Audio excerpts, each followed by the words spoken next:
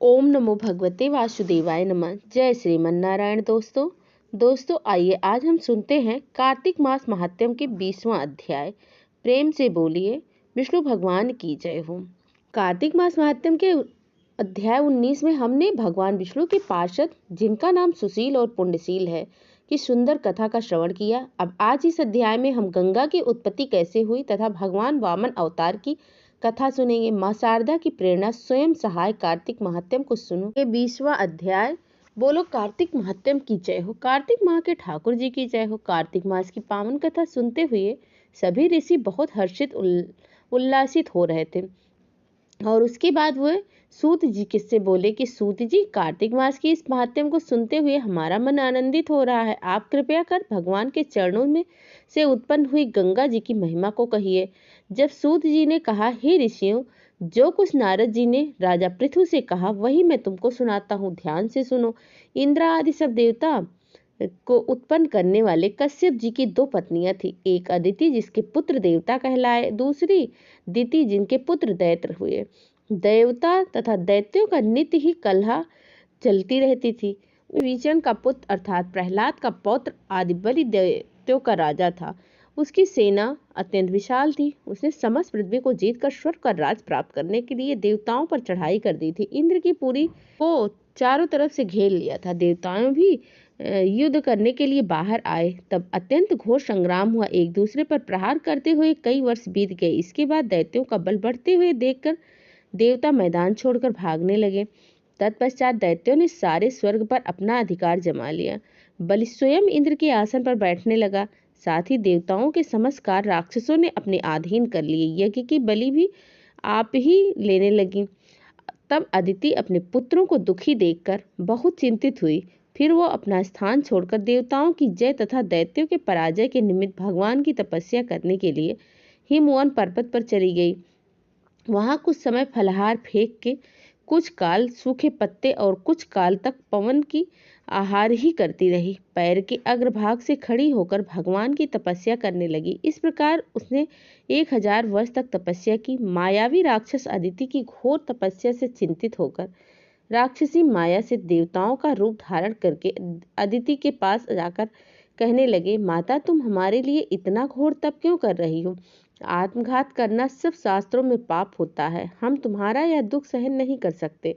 माता का दुख देखकर कोई सुखी नहीं रह सकता तथा माता से कोई विमुख नहीं हो सकता। शास्त्रों का वचन है कि जिसके घर में कल्याणकारिणी माता नहीं तथा प्रिय बोलने वाली पतिव्रता स्त्री नहीं, उसका जीवन निरर्थक है। अतः आप तप छोड़कर अपने पुत्रों को सुखी कीजिए। यह सुनकर भी अदिति समाधि में चलायमान न हुई। तब उन्होंने अदिति को मार डालने का निश्चय किया। उन्होंने अदिति को जीवित जला देने के लिए वन में आग लगा दी, पर इस अग्नि में दैत्य स्वयं जल गए। अदिति को किसी प्रकार की कोई हानि नहीं हुई। उन्हें इस बात का कुछ पता चला क्योंकि भगवान ने अपने सुदर्शन चक्र से अदिति की रक्षा की थी। अब इतनी कथा सुनकर ऋषि पूछने लगे कि सूत जी, बड़े आश्चर्य की बात है कि अदिति अग्नि में भी नहीं जली। तब सूत जी ने कहा, इसमें आश्चर्य की कोई बात नहीं। जिन भगवान के स्मरण मात्र से ही जब सब संकट दूर हो जाते हैं, उनका ध्यान करने वाले भक्त को कोई कष्ट नहीं दे सकता। जब अग्नि शांत हो गई तब सुदर्शन चक्र धारण करने वाले भगवान विष्णु स्वयं अदिति के सामने प्रकट हो गए और कहने लगे कि हे देव माता, तुम्हारे इस कठिन तप से हम बहुत प्रसन्न हैं, इसीलिए वरदान मांगो, तुम्हारा कल्याण होगा। तब अदिति ने हाथ जोड़कर भगवान की स्तुति की और कहा, हे भगवान, जिनके स्मरण मात्र से सब क्लेश नाश हो जाते हैं, जिनके चरण कमलों की सेवा करके भक्त लोग परम प्रसिद्धि को प्राप्त हो जाते हैं, यज्ञ में स्थित यज्ञ के प्रबोध करता, जिनकी माया को ब्रह्म आदि देवता भी नहीं जान पाते, जिनके मन में सूर्य, मुख में चंद्र, ब्राह्मण भुजाओं से, क्षत्रिय जंघा से, वैश्य तथा शूद्र पैरों से उत्पन्न हुए, ऐसे भगवान को नमस्कार है। भगवान, देवता, नदी, समुद्र आप ही हैं। आप मेरे पुत्रों की रक्षा कीजिए। हे भगवान, आप अंतर्यामी हैं, सभी कुछ जानते हैं, इसीलिए मेरे पुत्रों को अंकटक राज्य दीजिए। अदिति के ऐसे प्रेम भरे वचनों को सुनकर भगवान कहने लगे कि हे देव माता, हम भी तुम्हारे यहाँ जन्म लेकर तुम्हारे पुत्रों की रक्षा करेंगे। तब अदिति कहने लगी, भगवान, जो संपूर्ण सृष्टि को धारण करने वाले हैं, जिनके रोम रोम में ब्रह्मांड समाया हुआ है, उनको मैं कैसे धारण कर सकूंगी? भगवान कहने लगे, हे अदिति, माता पिता, गुरु, अतिथि तथा ब्राह्मण की जो सेवा करते हैं वो सदैव मुझको धारण करते हैं। तुलसी और गौ की रक्षा करने वाले भी मुझको ही धारण करते हैं। अतः मैं तुम्हारा पुत्र होकर शत्रु कुल का नाश करूंगा।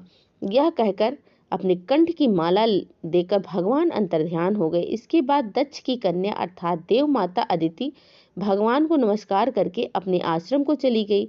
समय पाकर अदिति ने शंख, चक्र, गदा, पद्म और कमंडल धारण किए हुए हजारों सूर्य के समान तेज वाले कमल नयन पीतांबरधारी मुनियों द्वारा स्तुति किए गए दैत्यों के नाशकर्ता भक्तों के प्रिय वामन भगवान को पुत्र रूप में देखा। तब कश्यप आदि ऋषि भगवान की स्तुति करने लगे। जो कोई वामन भगवान के स्तोत्र का नित्य पाठ करता है वह सदैव निरोगी रहकर सर्व संपदा प्राप्त करता है। तब कमल भगवान बोले, पिताजी, हम प्रसन्न हैं, आपका कल्याण हो, आपके समस्त मनोरथ पूर्ण हो। हमने 2 बार आपके घर में जन्म लिया और आगे भी आते रहेंगे। इतना कह के भगवान ने बाल रूप धारण कर लिया। कार्तिक मास महात्म्य के 20वां अध्याय समाप्त हुआ। प्रेम से बोलिए विष्णु भगवान की जय हो। कार्तिक माह के ठाकुर जी की जय हो।